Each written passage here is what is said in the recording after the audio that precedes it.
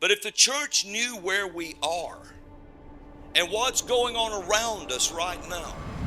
Places like Silicon Valley, equality is out, but immortality is in. Everybody's talking about immortality. And basically they are saying death is not some metaphysical phenomenon. We don't have to wait for the second coming of Christ in order to solve it. A couple of geeks in a laboratory can do it. Are they doing it? Yeah, they are investing billions in that. Not only them, but all over the world. Will we still be human? Not in the sense that we understand humanity today. We are probably one of the last generations of Homo sapiens. So in the first book of Genesis, what God does is to create animals and plants and humans, and we now want to gain this ability to ourselves to manufacture animals and plants and humans. And we even go beyond God. I mean, even if you believe in the Bible, the only thing the God of the Bible managed to create is organic beings. He managed to create the cows and the tomatoes and the giraffes and the humans, all organic. Now we try to go beyond the God of the Bible and create inorganic life, something he never managed to do, either according to the Bible or according to biology. Divinity is not far enough to describe what we are trying to do. Now we are much better than the God of the Bible. I mean, in the Bible you have these recurring droughts, that the people of Israel do something wrong, God's become angry, drought, no water. And now Israel has built, in recent years, a huge desalinization factory on the shores of the Mediterranean. And most drinking water in Israel today actually come from these plants, from these factories. So we can make God as angry as we like. I mean, he can stop the rains, we don't care. We still have water, because science has managed to go way beyond the expectations of the ancient Hebrews. You have a lovely passage where you say, looking at the world today, God seems to be making a comeback, but this is a mirage. God is dead, it just takes a while to get rid of the body. I think the most interesting place today from a religious perspective is Silicon Valley. My bet is this is where the new religions of the 21st century are being created, will be created, and these will be kind of techno-religions, religions based on technology, religions that make all the old promises of Christianity and Judaism and Hinduism and so forth. They will also promise happiness and prosperity and justice and even eternal life, but here on earth with the help of technology. And I think that fake news have been with us for thousands of years. Just think of the Bible. But they believe in fictional stories. I mean, all this story about Jesus rising from the dead and being the Son of God, this is fake news. Wait, that's not true? Humans are now hackable animals. You know, the whole idea that humans have, you know, they have this soul or spirit and they have free will and nobody knows what's happening inside me. So whatever I choose, whether in the election or whether in the supermarket, this is my free will, that's over. If I think about the liberation of gay people, of LGBTQ people, then if you dig underneath, you eventually find Darwin. For centuries upon centuries, gay people were persecuted and oppressed because of this mythological idea about sex, that sex was created by God for the purpose of procreation. And if you use sex for anything else, you're sinning against the purpose of the thing, so you must be punished. And then Darwin came, and Darwin said, in biology, there are no purposes. Nothing has any purpose in biology. Homo sapiens is the only animal that can talk about things that don't really exist. Churches are rooted in common religious myth about God and heaven. AI has just hacked the operating system of human civilization. The operating system of every human culture in history has always been language. In the beginning was the word. We use language to create mythology and laws, to create gods and money. AI can create new ideas, can even write a new Bible. Throughout history, religions dreamt about having a book written by a superhuman intelligence, by a non-human entity. Every religion claims our book, all the other books of the other religions, humans wrote them. But our book, no. It came from some superhuman intelligence. In a few years, there might be religions that are actually correct. That just think about a religion whose holy book is written by an AI. That could be a reality in a few years. The Bible could not interpret itself. The Bible could not answer your questions, so you needed a human being as an intermediary. What happens when you have an AI text that can speak for itself? So I have friends who are now working on building religious AIs that are meant to either augment or replace human religious leaders. But I go and talk to my pastor at our church when I am going through a difficult time. I am never going to talk to ChatGPT like that. But it's an individual choice. So you think some will? I know that already millions of people do it. I mean, I know people who go for now AIs to get psychological counseling.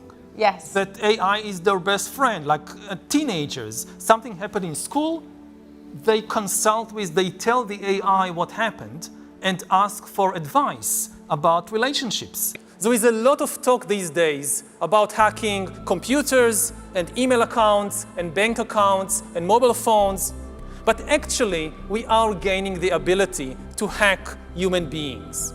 Elites may gain the power to re-engineer the future of life itself. Because once you can hack something, you can usually also engineer it. Science is replacing evolution by natural selection with evolution by intelligent design. Not the intelligent design of some god above the clouds, but our intelligent design and the intelligent design of our clouds. The IBM cloud, the Microsoft cloud, these are the new driving forces of evolution. Now this guy it would be laughable to most people several years ago, but this guy is the #1 advisor to Klaus Schwab in the WEF, the World Economic Forum. This is his #1 guy. This is the one Barack Obama praises. This is the one that Mark Zuckerberg praises. This is the one that Bill Gates praises. This is the guy who they call the prophet. Now you have to ask yourself something. If they call him a prophet deals with what they see in the future, and they deal with what they hear that will come and what you can do and what's the plan coming. So if he's the prophet, what is he doing? Now I want you to notice something about this guy. He talks about, now listen to this close. He said, notice he always mentions God. Always. He brings up God. If he didn't believe in God, why bring him up? But I want you to notice how he talks. He says the only thing, the God of the Bible, the Hebrew Bible. So he's talking about God. He said, and he acknowledged that he's there. But he said the only thing he managed to create was organic life. Trees, tomatoes, giraffes, and humans. And he always refers to humans. And he talks about the God of the Bible. What you're listening to is a spirit who was there when God made trees, tomatoes, plants, and humans. That spirit was there. That's why he's talking about him like he knows him. Can you see that? He wouldn't keep bringing him up. And he's the one that said, God is dead, it's just taking a while to get rid of the body. And so he's saying, now we're going to go beyond the God of the Bible, and we're going to create cyborgs. cyborgs. This is part machine, part flesh. Now, this is not some bozo you think that nobody recognizes. What are you most afraid of? I think AI, artificial intelligence, is something that we should all be very concerned about. AI is the first tool we ever created that can make decisions independently of us. It doesn't ask us what to do, it can do things by itself. You know, you create a stone knife, the knife can't decide anything. You can use the knife to hunt an animal or to cut salad, it's your decision. Even when people invented nuclear weapons, it's never the bomb that makes the decision. But with AI, it can start making decisions by itself, including even about killing people. We are creating something, AI, that might control us in the same way that we previously controlled the cows. This is the end of human history. Not the end of history, the end of human-dominated history. History will continue with somebody else in control. In 5 years, there'll be a technology that can make decisions independently and that can create new ideas independently. This is the first time in history we confronted something like this. I hear a lot of people saying, oh, all these worries about AI, every time there is a new technology, people worry about it, and afterward it's okay. Like when people invented writing and printing presses and airplanes, they were so worried, and in the end it was okay, AI will be the same. It's not the same. No previous technology in history could make decisions. You know, even an atom bomb actually empowered humans, because an atom bomb can destroy a city, it cannot decide which city to bomb. You always need a human to make the decision. AI is the first technology that can make decisions by itself, even about us. We already see now in the war in Gaza and with the war in Ukraine, AI make the decision about what to bomb. And in the Hollywood scenario, you have the killer robots shooting people. In real life, it's the humans pulling the trigger, but the AI is choosing the targets. AI is different because it's not a tool, it is an agent.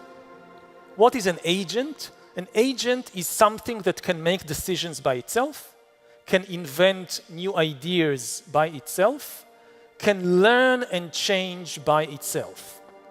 By definition, if you create an agent, you cannot predict what it will do and how it will behave. The Gaza war has been one of the first AI wars in history. A lot of the decisions during the war, including life and death decisions, which buildings to bomb, which people to kill, were done to some extent by AIs. Usually we think about AI as an acronym for artificial intelligence. But it's no longer artificial. If you think about what an artifact is something that we create and we control.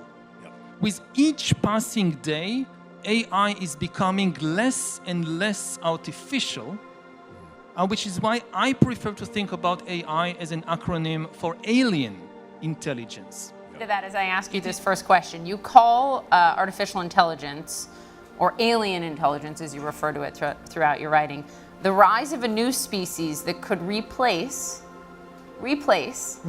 Homo sapiens. Yeah, traditionally, the acronym AI stood for artificial intelligence. But with every passing year, AI becomes less artificial and more alien. Alien not in the sense that it's coming from outer space, it's not. We create it. But alien in the sense it analyzes information, makes decisions, invents new things in a fundamentally different way than human beings. Mm-hmm. Again, artificial is from artifact. It gives us the impression that this is an artifact that we control, and this is misleading. Because yes, we designed the kind of baby AIs, we gave them the ability to learn and change by themselves, and then we release them to the world, and they do things that are not under our control, that are unpredictable, and in this sense they are alien. Again, the AI, it's the most powerful technology ever created. It's not a tool, it's an agent. So you have millions and billions of new agents, very intelligent, very capable, that can be used to create the best healthcare system in the world, but also the most lethal army in the world or the worst secret police in the world. If you think about authoritarian regimes, so throughout history they always wanted to monitor their citizens around the clock, but this was technically impossible. Now, for the first time in history, it is technically possible to annihilate privacy. A totalitarian regime today doesn't need millions of human agents if he wants to follow everybody around. You have the smartphones and cameras and drones and microphones everywhere. And you don't need millions of human analysts to analyze this ocean of information. You have AI. And this is already beginning to happen. This is not a future prediction. In many places around the world, you begin to see the formation of this totalitarian surveillance regime. In the 21st century, a new Stalin might have the ability first to really re-engineer the body down to the level of DNA and create new human species, and perhaps even to create completely inorganic life forms. So we can imagine millions of years of a new evolutionary track beginning with some 21st century Stalin. Have you talked to folks like Sam Altman, who runs OpenAI, or the folks at Microsoft? I know Bill Gates was a big fan of your books in the past, or the folks at Google. What do they say when you discuss this with them? And do you trust them? When you've met them, do you go, I trust you, Sam Altman? Most of them are afraid. They understand. Afraid of you or afraid of AI? No, afraid of what they are doing, afraid of what is happening. They understand better than anybody else the potential, including the destructive potential of what they are creating, and they are very afraid of it. At the same time, their basic shtick is that I'm a good guy and I'm very concerned about it. Now you have these other guys, they are bad, they don't have the same kind of responsibility that I have, so it would be very bad for humanity if they create it first, so I must be the one who creates it first, and you can trust me that I will at least do my best to keep it under control. And everybody are saying it, and I think that to some extent they are genuine about it. There is, of course, also this another element in there of extreme kind of pride and hubris that they are doing the most important thing in basically not just the history of humanity, the history of life. And you meet with these, entrepreneurs and business tycoons and politicians also in the US, in China, in Europe, and they all tell you the same thing basically. They all say, we know that this thing is very, very dangerous, but we can't trust the other humans. If we slow down, how do we know that our competitors will also slow down? We have to rush even faster because we can't trust the other corporation, the other country. And if they get it before we get it, it will be a disaster. And so you have this kind of paradoxical situation where the humans can't trust each other. How do you know you could trust the AI? And then they tell you, oh, I think that will be okay. I think we've figured out how to make sure that the AI will be trustworthy and under our control. It observes the world because AI learns from observation. Yes. Yeah. If it observes the world, it observes how humans behave towards each other, it observes how its own creators behave. And if they are ruthless, power-hungry competitors, it will also be ruthless and power-hungry. You cannot create a compassionate and trustworthy AI through an arms race. But it's already happening. There is an arms race. The very people who are spending the billions and billions are the same people, for example, Mark Zuckerberg and Meta, who gave us the disaster of Facebook and social media and what it has done to the polity of the world and to the poverty of the world, to essentially, in this country, as we know, the rivers are polluted and contaminated. You wouldn't swim in any river in Britain because there's raw sewage being poured into it. Well, our children are breathing a cultural river which is similarly polluted and contaminated. And we all know this, and Facebook knows this, and Twitter and X know this, but they do nothing about it. And if you even mention guardrails and regulation, they scream communism. And Trump has just announced that he will ban individual states in America from regulating AI. There is an arms race. So everything you said is happening. Now, AI is just beginning, but its evolution is much faster than organic evolution. It is millions of times faster. So if the AIs of today are like amoebas, we might encounter the AI Tyrannosaurus Rex within a decade or two. And we have no idea what it will be capable of doing. Again, all these discussions of AI, 10 years ago, nobody except a very small community of experts was talking about AI. So think about the previous 10 years and try to imagine where we will be in 10 or 20 years.